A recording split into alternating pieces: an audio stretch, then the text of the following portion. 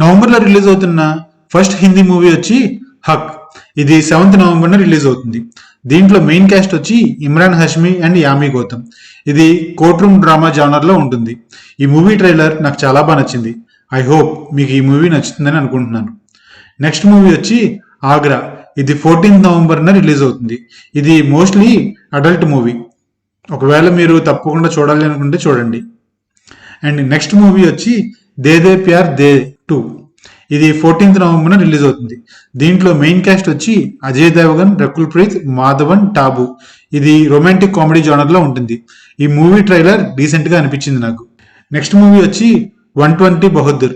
ఇది 21st నవంబర్న release అవుతుంది theatres లో. ఇది major Shaitan Singh real story. Farhan Akhtar ఇందులో యాక్ట్ చేశారు. ఐ హోప్ ఈ మూవీ చాలా బాగుంటుందని. తప్పకుండా ఈ మూవీ మీద ఒకసారి లుక్ వేయండి. నెక్స్ట్ మూవీ వచ్చి మస్తీ 4. ఇది 21st నవంబర్న రిలీజ్ అవుతుంది మూవీ థియేటర్స్ లో. ఇది అడల్ట్ కామెడీ మూవీ. మీకు ఇలాంటి మూవీస్ నచ్చితే గనక ఒకసారి ఈ మూవీని చెక్ చేయండి.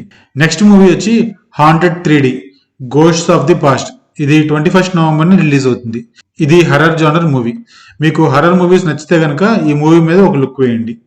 నెక్స్ట్ మూవీ వచ్చి గుస్తాక్ ఇష్క్. ఇది 28th నవంబర్న మూవీ థియేటర్స్ లో రిలీజ్ అవుతుంది.